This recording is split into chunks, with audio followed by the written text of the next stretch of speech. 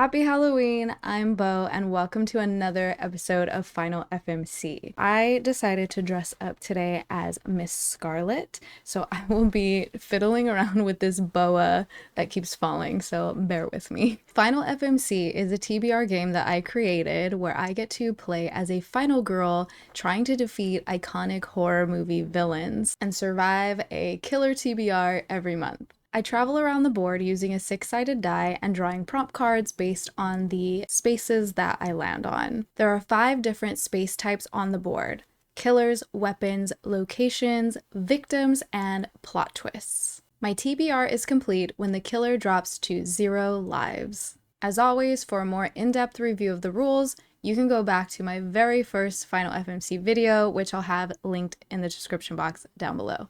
I've also included a download link in the description so you can play Final FMC for yourself if you're interested. Now, the first thing we do before we jump into the game every month is we have to go through the epilogue phase from last month's TBR to see if my final girl from last month survived. During the epilogue phase, I lose 1 life for every book I did not read on that month's TBR. And if I've collected any victims or location prompts, I could potentially regain lost lives. If my final girl drops down to 0 lives, that means the killer is resurrected and my final girl has been defeated. But if my final girl ends with at least 1 life remaining, I have defeated the killer and that killer gets removed from the deck. Okay, let's see how I did for October.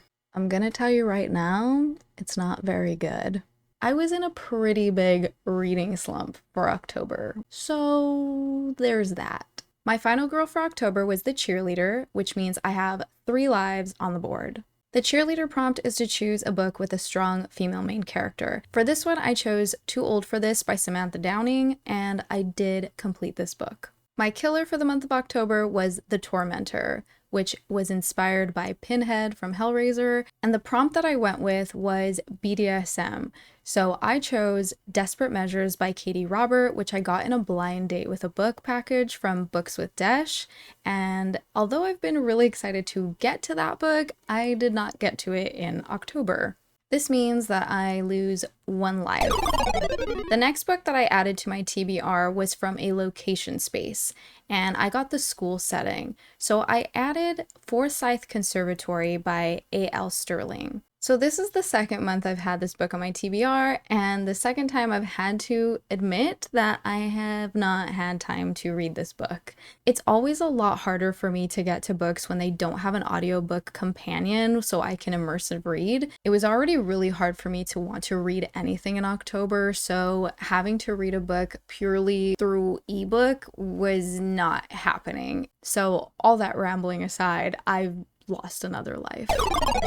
The next space that I landed on that had me add a book to my TBR was a weapon space, and for that one I got the sword card, and the sword prompt is a book about angels, chosen ones, or fighting against evil. And for this I chose My Lips, Her Voice by L.L. Madrid, and I did read this book. The next book I added to my TBR was a victim space, and for that I got the best friend card, and for that I needed to add a book recommended by a friend. That was the book I decided to do as a viewer's choice. So in the comments you guys recommended me books and I chose Pet Sematary by Stephen King, and I'm happy to say that I have finally read that book. Thank you for the recommendation. And then the last book that I added to my TBR was from a weapon space. The card I drew for that was The Chef's Knife, which prompted me to add a book with food on the cover. For that one I chose If He Had Been With Me by Laura Nolan, and I did not read that book either, which means I lose my last and final life.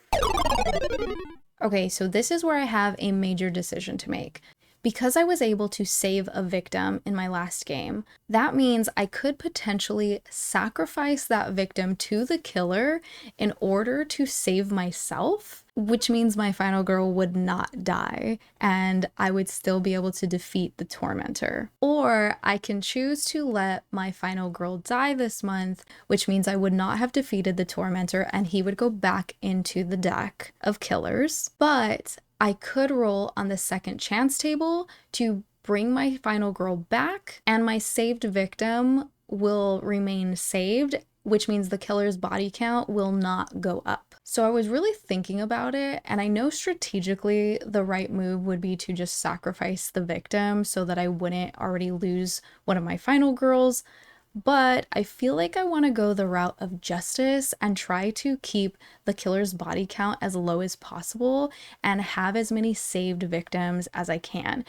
So I'm gonna be the good guy and not sacrifice my victim, at least not this time, because I do have a second chance. So every final girl is allowed to get 1 second chance. So if it came down to it and I didn't have a second chance, I probably would make a different decision. So I don't know if I will always take the moral high ground, but for this first time, I think I'm just gonna go with saving the victim and not sacrificing them to the killer. And I will just roll on the second chance table to bring the cheerleader back. So what this means is the tormentor will be reshuffled back into the killer deck.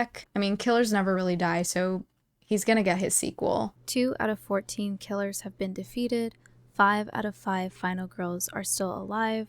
1 victim has been taken, and 1 victim has been saved. Before I forget to tell you, if you haven't already heard, I am co-hosting a readathon in November. So that readathon is the Dungeons and Book Dragons Readathon by Ivy from The Geek Goddess, and I will have her channel and her announcement video linked down below. I will also leave my video that I posted for Team Fighters, and in that team specific video, I give some recommendations and some ways that our team specifically can get bonus points for the readathon. So something I'm doing for November TBR in my final FMC game is making sure that all the books I pick meet the criteria to get the extra bonus fighter points. Now, of course, if you want to know all about the readathon, go check out those announcement videos in the description box.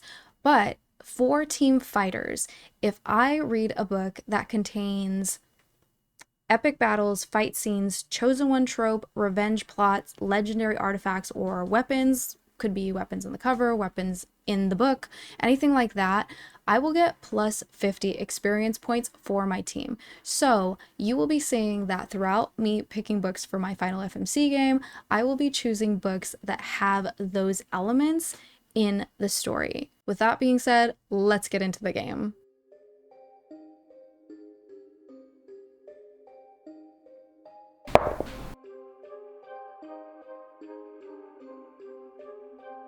On the second chance table, I rolled a 2. The prompt for that is Back from the Dead, and that means I need to choose a book that features the undead. For this prompt, I chose The Buffalo Hunter by Stephen Graham Jones. Now, don't forget, everybody, that November is Native American Heritage Month, so I personally wanted to get some Indigenous authors on my TBR for this month, and I've never read a Stephen Graham Jones book, so this is going to be finally my perfect chance to get him on my TBR. I was actually gifted this book from Aardvark. It was like a complimentary box to kind of promote their book subscription. I didn't end up committing to it because I'm not really in a place where a book subscription is something that I want right now. And also, just in all transparency, I'm not a fan of their naked book covers. So like under the dust jackets, they all kind of have this like plain two-toned cover, which is really like sleek and neat and, you know, uniform. It comes with like their logo right here, which is nice if you like that. But I'm more of a person who doesn't want all my books to look the same, so I don't really like that they do that. That's just a little tangent for you that has nothing to do with why I picked this book. But anyways, so I picked this book because not only is it written by an Indigenous author about Native American people, but it has to do with vampires. So this is like his own take on the vampire story. I also believe this has to do with a really heavy revenge plot. It says the story is following a Blackfeet Indian named Goodstab as he haunts the fields of the Blackfeet Nation looking for justice. So yeah, I don't know like the full details of the story and why he's seeking revenge. I mean, I could probably take a guess, but I don't want to know too much about it going in, so that's enough for me already. I love a revenge story. I'm finally excited to read a book by Stephen Graham Jones. I know people either love or hate his writing, and I've been really wanting to find out what side of that coin I fall on, so November is definitely going to be the time to do that if I can actually get around to this book, so wish me luck. Trying to shuffle with gloves on was definitely a challenge.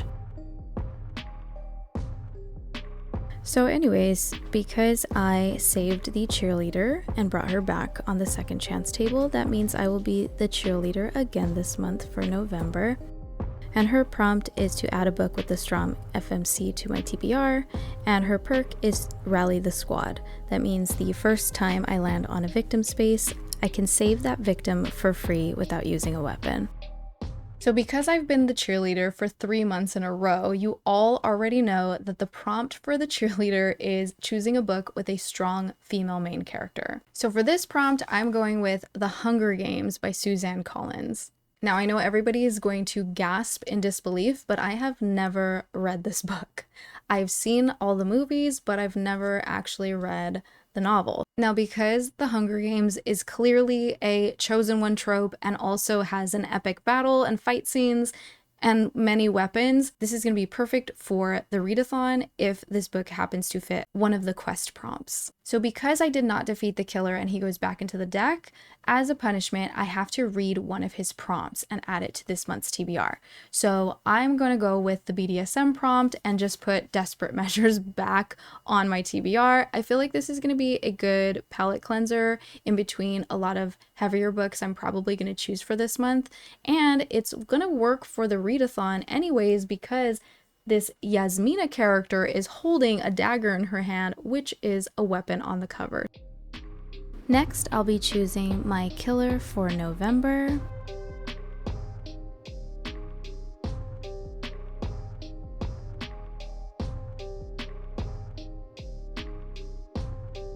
And for this, I got The Ghost.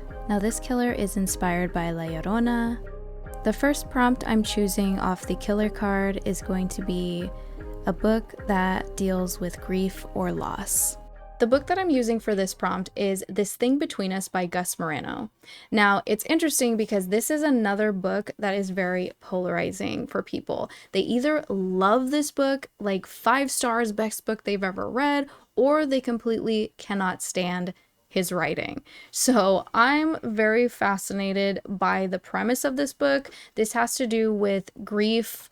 The main character has lost his wife, and I've heard that the horror in this is like some weird cosmic horror. It's just weird. So I'm somebody who likes strange and weird things. I'm just curious to see, is this book going to be too weird for me? Because I did read another weird book, The Honeys, and that one was a little bit over my head, even though I really liked it, but I just couldn't get certain parts of it where it got really fever dreamish. So I'm curious to see if this is going to be the right kind of weird for me.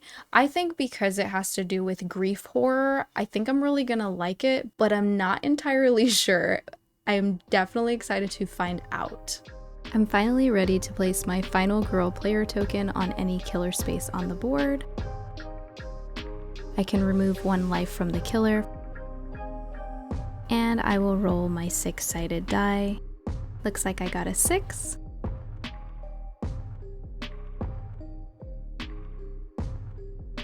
And I landed on a victim space. Now because my cheerleader has the perk of Rally the Squad, I can automatically save this victim for free. So I'll place the boyfriend in my hand and roll again. This time I rolled another 6, and I landed on a killer space.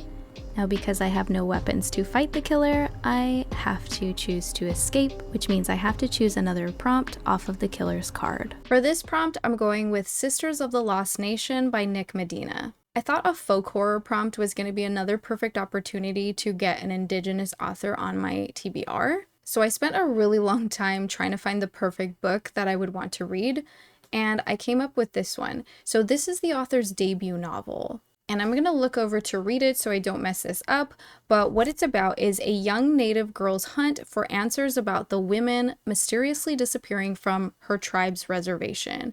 This leads her to delve into the myths and stories of her people, all while being haunted herself in this atmospheric and stunningly poignant debut. I feel like this book is going to be really beautiful because of the Native American culture that I will be reading about. However, I also feel like it's going to be extremely heartbreaking because of the subject matter.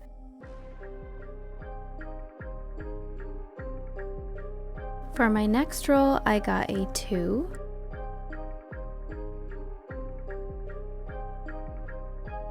And this landed me on another victim space.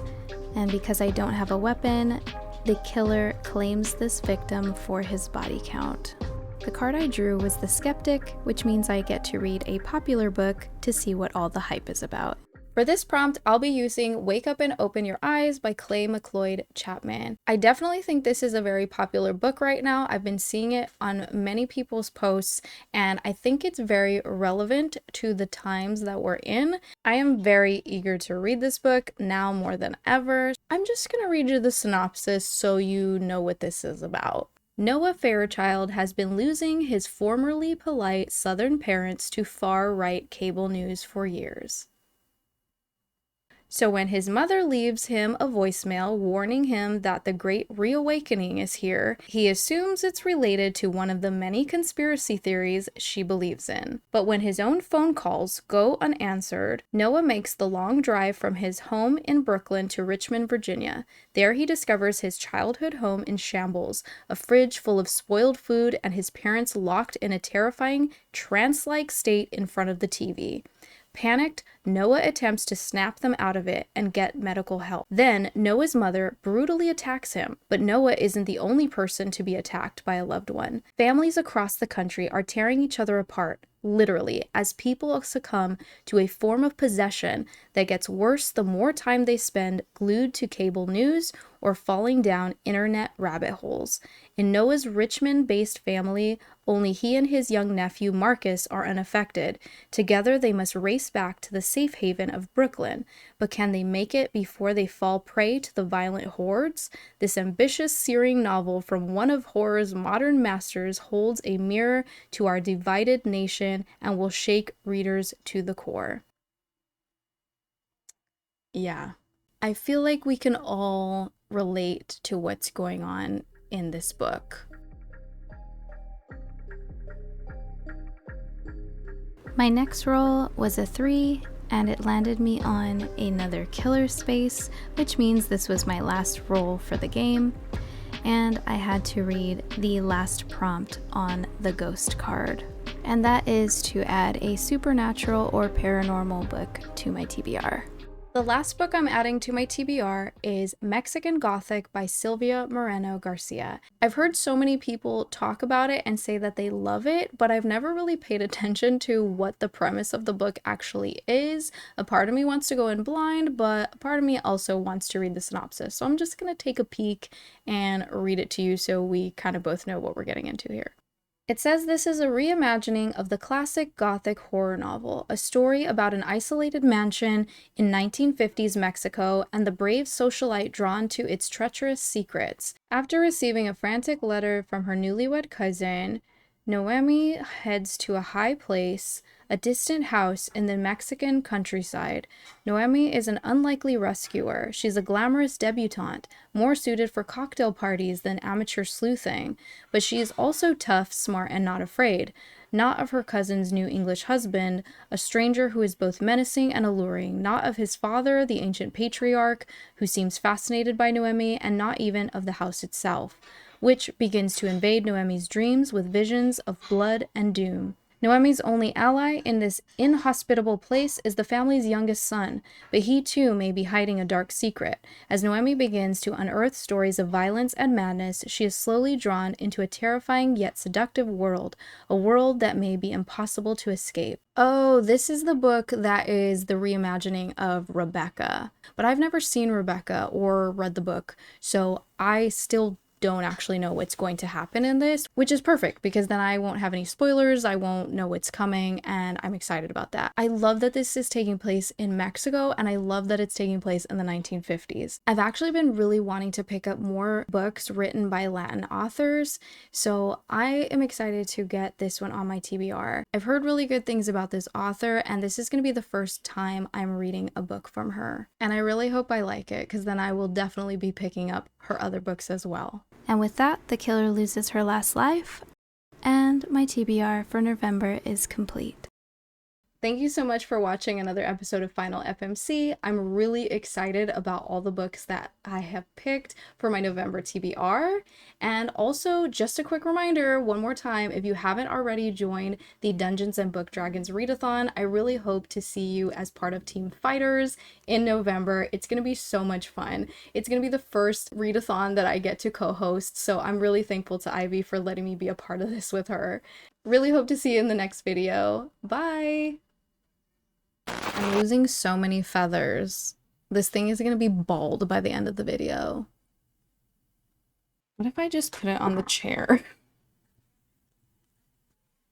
Does anybody from like my generation remember glamour shots at the mall? That's what I feel like right now. Like, I feel like, remember how they used to like do this thing and you just... I never did it, but I always wanted to, so I feel like I'm living my dream right now. If you know, you know. This costume's driving me crazy. I'm never dressing up again. Just kidding, I'm a theater kid. I love dressing up. Editing's gonna be a nightmare.